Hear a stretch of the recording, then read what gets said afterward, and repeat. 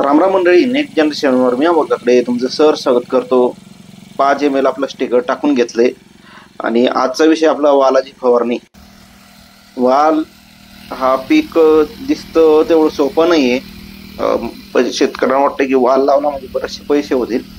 वालाचे पैसे होतात, हमखास पैसे होतात, पण हा जो पाठीवर जो गोळा दिसतोय पंपाचा, हा घेऊनच फिरावं लागतं।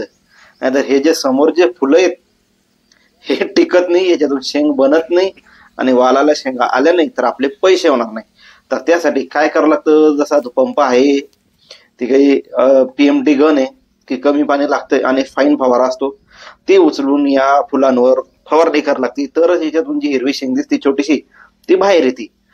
तर मग आजची कोणती फवारणी केली होती हे तर मी तुम्हाला सांगणार आहे, चला जाणून घेऊया। फवारणी आणि फवारणीसाठी आम्ही केलेलं जुगाड। आता हे आम्ही 200 लिटरचं टाकं केलंय, खालून त्याला वाल लावलाय आपला साधा जो येतो PVC वाल, UPVC वाल। एकदाच 200 लिटर जर द्रावण आम्ही करून घेतो आणि अशा बाटलीमध्ये मग ते ढवळून द्रावण काढून घेतो, काम करायला सोपं जातं। एकटा पंपवाला जरी असला मारणारा तरी तो फवारणी करू शकतो। कारण सुरुवातीला तुम्ही पाहिलं पंप आम्ही छोट्याशा टेबलवर ठेवला होता, त्याला पाठ जर लावली तरी पंप उचलला जातो। तर अशा प्रकारे आम्ही फवारणीचं नियोजन केलेलं असतं। ते समोर दिसलं पंप आपलं, सॉरी टेबल। चला मग आता जाणून घेऊया फवारणी। तर 2 बेस्ट आपण औषधं फवारले। पहिलं म्हणजे हे वायगो बाहेर कंपनीचं आहे, तर त्याच्यामध्ये असणारा सेम कंटेंट तुम्ही दुसराही घेऊ शकता।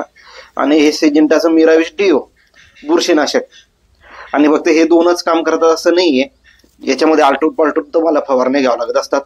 आज आपण वायगो घेतलं, मिराविश डिओ घेतलं, दुसऱ्या वेळेस आपण इमॅमेक्टिन बेंझोएट शेवया घ्यायच्या, तिसऱ्या वेळेस आपण तिसरं औषध घ्यायचं। कधी कधी चेंज करावं लागतं, कधी कधी म्हणजे दर फवारणीला औषधं बदलून काढावं लागतात। मग मार्केटमध्ये बरेचसे फॉर्म्युलेशन आहे, बरेचसे कंटेंट आहे, ते आपण फवारू शकतो। तर असं या व्हिडिओमध्ये हे जे 2 कंटेंट आहे आपण फवारले। स्टिकर टाकलं, स्टिकर अवश्य टाकायचं, आणि आपली PMT गन दोन्ही साईडला तर फवारणी करते, पण अजून याचा एक बेस्ट फायदा आहे की बघा ते किती फवारणी फाईन बसते, 1 नंबर क्वालिटीची फवारणी बसते, पाणी व्यवस्थित लागतं आणि पूर्णतः आतपर्यंत औषध शिरतं झाडांमध्ये। आणि या PMT गन आणि या 4 स्ट्रोक इंजिन पंपामुळे आमच्या वालावरची अळी बऱ्यापैकी म्हणजे 95% कंट्रोलमध्ये आणले गेली। कारण की पंप बी आपल्याला कारणीभूत असतो आणि त्या पंपाचे नोझल बी कारणीभूत असतात। जर तुम्हाला नोझल पाहिजे असेल तर ऑलरेडी मागची व्हिडिओ केले, त्याच्यामध्ये ऍड्रेस नंबर वगैरे दिलाय, तुम्ही येऊन दुकानाला भेट देऊ शकता आणि नोझल घेऊन जाऊ शकता। आणि आजचा व्हिडिओ आवडल्यास लाईक करा, शेअर करा, सबस्क्राईब करा आणि फॉलो करा मंडळी। भेटूया पुढच्या व्हिडिओमध्ये।